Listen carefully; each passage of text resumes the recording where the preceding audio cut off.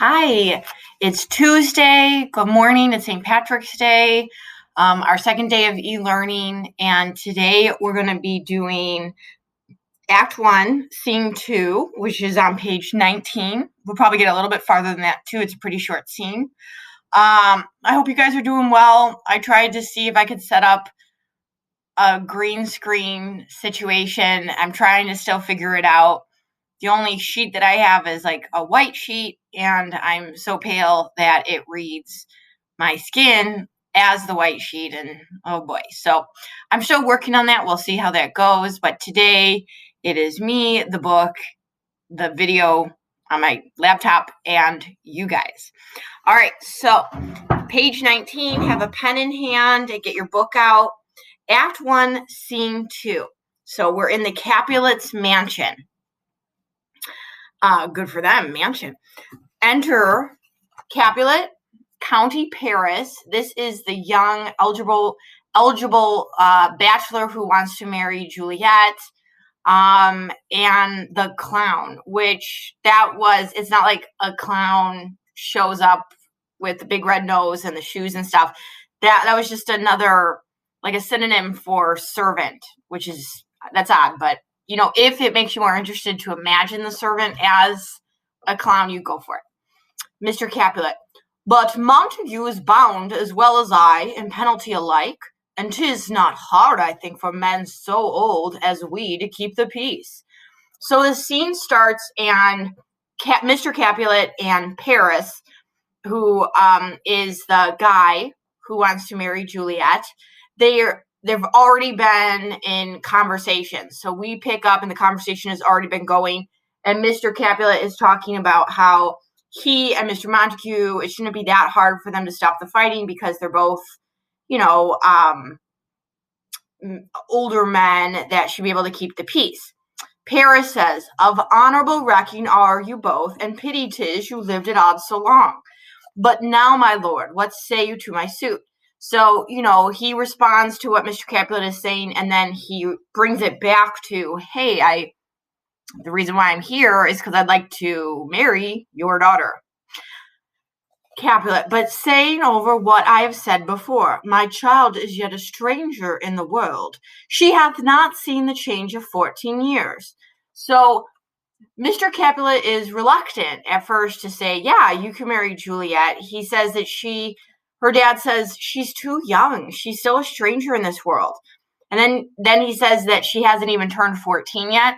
We know later on, based on a date that the nurse gives, that in 2 weeks, Juliet will turn 14. But right now, technically, she is still 13, which both of those ages, are incredibly young, especially when we're talking about marriage. It was a different time, but still, even 14, 13, that even then is young to get married. Let 2 more summers wither in their pride, ere we may think her ripe to be a bride. So Mr. Capulet says, wait 2 more years, and then she might be ready to marry. But also, comparing her to like a fruit that has to ripen. But okay, different time. Younger than she, a happy mother's maid. So Paris really wants to marry Capulet. I know right here you might be coming across as a creepo, but he's handsome, he's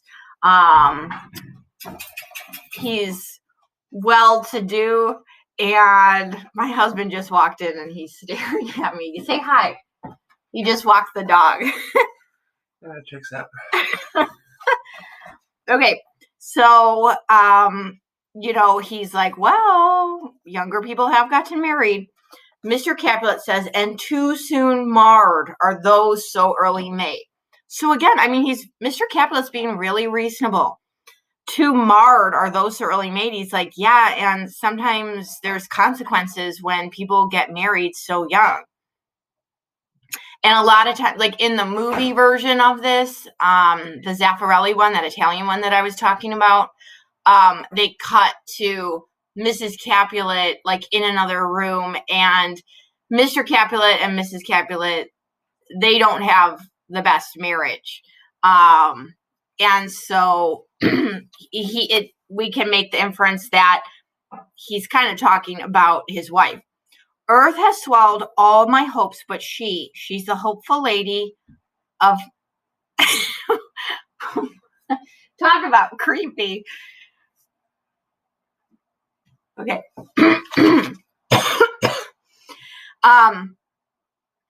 So here we get that Mr. Capulet and Mrs. Capulet did have other children, but they died. We don't know when or how many, but Juliet is their only living child, which puts extra pressure on her, and the focus on her and what she's doing. That's Shakespeare did not put that in here just to fill in space. But woo her, gentle Paris, get her heart. My will to her consent is but a part. Yeah, Mr. Capulet really shows himself as a good dad in this moment. He's saying that Juliet has to agree to marry you too. It's not just like I can give her away. So woo her, talk to her, see if she likes you and you like her. And she agreed within her scope of choice lies my consent and fair according voice. So if she does like you, well then, my consent is a part in that, but she has to really want to marry you. This night I hold an old accustomed feast, whereto I've invited many a guest, such as I love, and you among the store at my poor house look to behold. Oh, sorry, one more. Most welcome makes my number more. So the Capulets are having a party that night, and he's like, Paris, come and join us. At my poor house look to behold this night, earth treading stars that make dark heaven light. Such comfort as do lusty young men feel when well apparelled April on the heel of limping winter treads, even such delight among fresh fennel buds shall you this night inherit at my house. Here all see, and like her most, whose merit most shall be, which on more view of many, mine being one, may stand in number, though in reckoning none. So he says, come to the party, kind of relax, look around, talk to people. There's going to be lots of pretty ladies there. Talk to them. Juliet will be there, but also there's going to be other people. So come, go with me. And then he turns to his servant and says, go, Sirrah, trudge about through fair Verona, find those persons out whose names are written here. So he gives him a paper, this servant, with all of the names and addresses that need to be invited to the party that night. Seems like short notice, but all right, Shakespeare. And to them say, my house and welcome on their pleasure stay. And then Mr. Capulet exits with Paris, and the servant is standing there, and he's have this list, and he's usually in productions, he's trying to make sense of it. He's ugh, because he is illiterate. He can't read. So find them out whose names are written here. It is written that the shoemaker should meddle with his yard, and the tailor with his last, the fisher with his pencil, and the painter with his nets. But I am sent to find those persons whose names are here writ, and can never find what names the writing person hath here writ. I must to the learned in good time. So he's I can't make sense of this. It looks like the tailor is going fishing, and the fisher is using a pencil. What is being said? I need to go to somebody who can read. Coincidentally, Benvolio and Romeo walk by, and Benvolio and Romeo are having a conversation. Tut, man, one fire burns out, another's burning. One pain is lessened by another's anguish. Turn giddy, and be hope by backward turning. One desperate grief cures with another's languish. Take thou some new infection to thy eye, and the rank poison of the old will die. So they're also having a conversation that's in progress, and Benvolio is still trying to convince Romeo to, crush on somebody else. There's more fish in the sea. Your plantain leaf is excellent for what? For that. For what, I pray thee? And then Romeo would kind of kick Benvolio in the shin. Remember, they're best friends, cousins. So it's not suddenly Romeo has become violent. They're just joking around, kind of. So he kicks him, for your broken shin. Why, Romeo, art thou mad? not mad, but bound more than a madman is, shut up in prison, kept without my food, whipped and tormented. And so Romeo starts to go on and on about how he's so tormented by this love that doesn't love him back. Godden, good fellow, God ye good den, I pray, sir, can you read? Mine own fortune and my misery. Perhaps you have learned it without book, but I pray, can you read anything you see? If I know the letters in the language. Ye say honestly, rest you merry. Stay, fellow, I can read. And Romeo takes the letter from the servant. Signor Martino and his wife and daughters, County Anselmi and his beauteous sisters, the lady widow of Vitruvio, Signor Placentio and his lovely nieces, Mercutio and his brother Valentine, mine uncle Capulet, his wife and daughters, my fair niece Rosaline and Livia, Signor Valentitio and his cousin Tybalt, Lucio and the lively Helena. A fair assembly, whither should they come? Up? Whither to supper? To our house. Whose house? My master's. Indeed, I should have asked thee that before. Now, I'll tell you without asking, my master is the great rich Capulet, and if you be not of the house of Montagues, I pray come and crush a cup of wine. Rest you merry.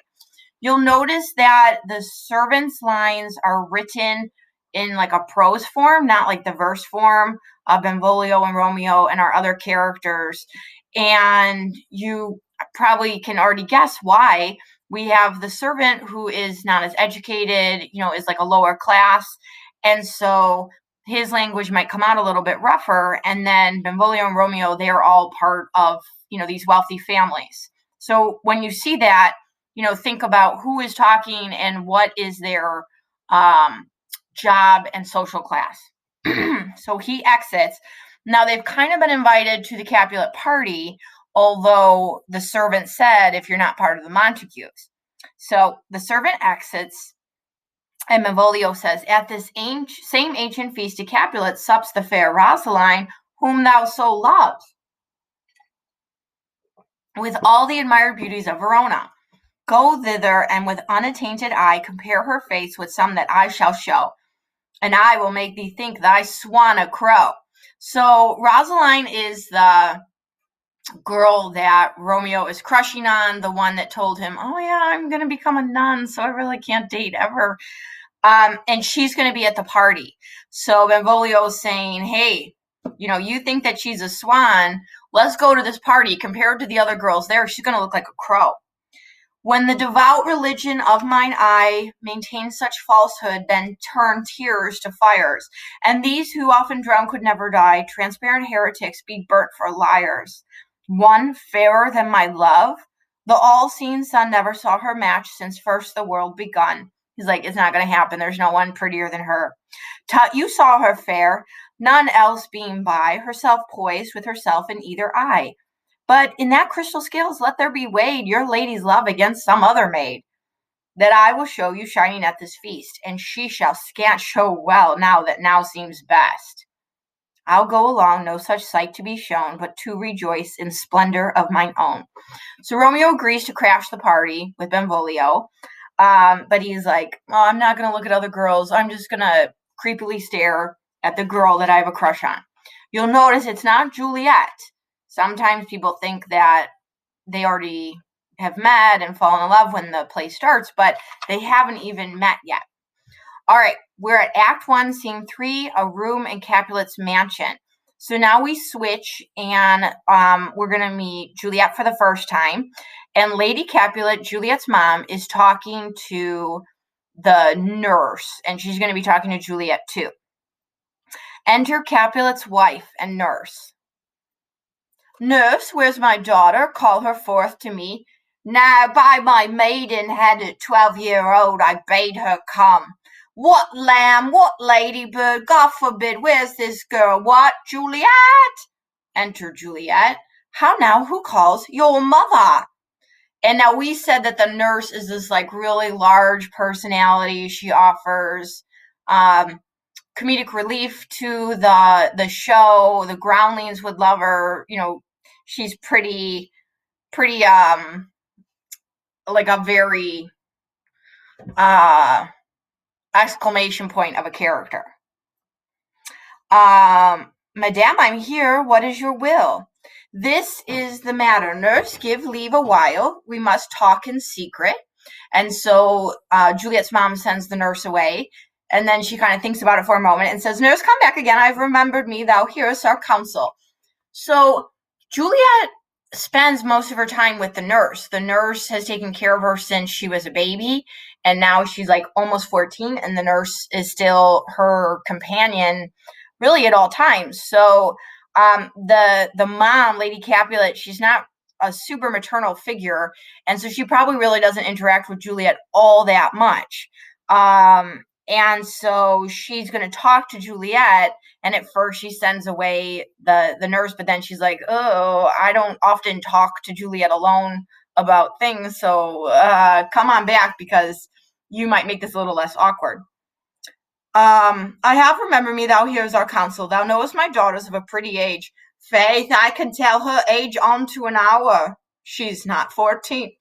I'll lay 14 of my teeth, and yet to my teen be it spoken, I have but 4. She's not 14. How long is it now to Lammas-tide? A fortnight and odd days. So they're talking about this this holiday, Lammas-tide, and that's how we know that Julia will be 14 on July 31st. Okay, so that's in about just a little over 2 weeks. So we also know that the setting is within July, based on that. Even or odd of all the days in the year, come Lammas Eve at night, shall she be 14. Susan and she, God rest all Christian souls, were of an age. Well, Susan is with God, she was too good for me.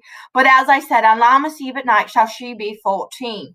That shall she marry, I remember it well. So the nurse is like talking on and goes on kind of tangents, and she's talking about her daughter that died, and then all these memories.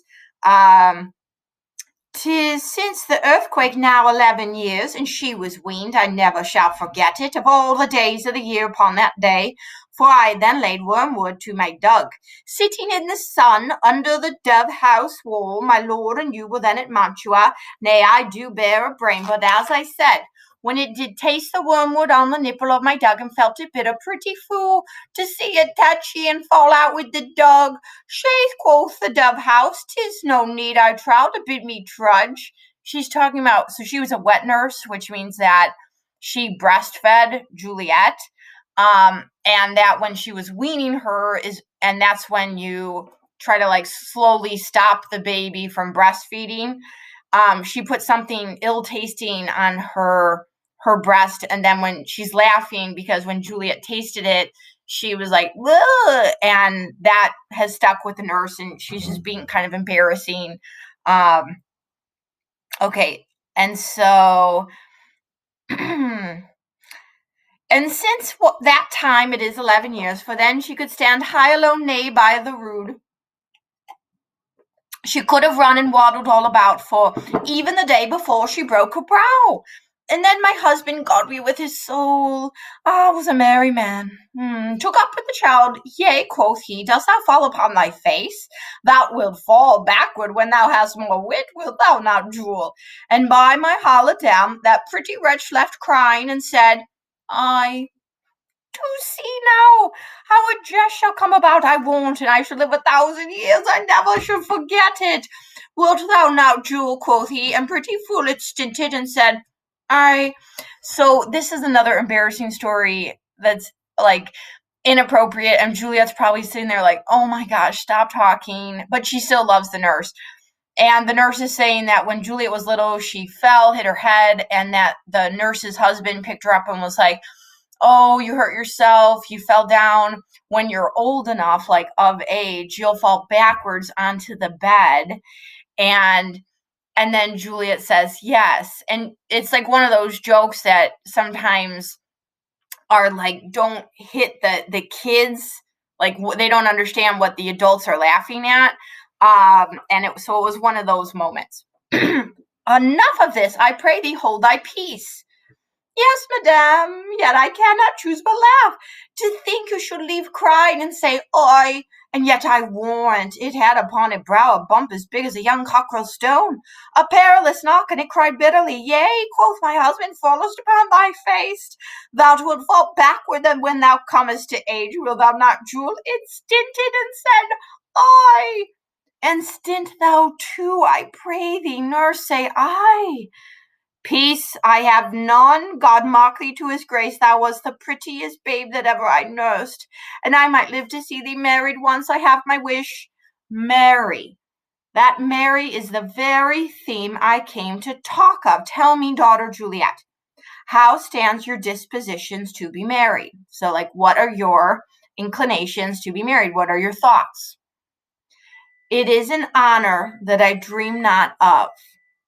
So she's saying, it's not something I'm really thinking about right now. But she does call it an honor. So she's not like, ugh, I'm never getting married. In honor, were not I thine only nurse, I would say thou hast sucked wisdom from thy teat. It's like, you're so smart.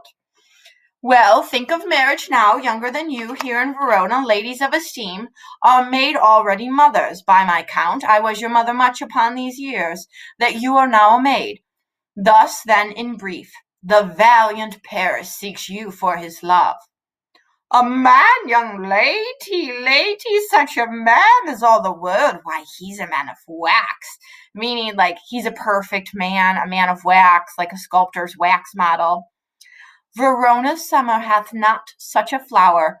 Nay, he's a flower, in faith, a very flower. What say you? Can you love the gentleman? This night you shall behold him at our feast. Read over the volume of young Paris's face. This Lady Capulet is about to use an extended metaphor where she is comparing Paris to a book that Juliet can kind of check out and read over and see if this book is one that she'll want to read, and like kind of spend some time with, and maybe be like the cover to his book, like completing him, if you will. So when I read this, use your pen and annotate for the language of reading and like literature. Read over the volume of young Paris's face and find a light writ there with beauty's pen. Examine every married lineament and see how one another lends content, and what obscured in this fair volume lies, find written in the margent of his eyes.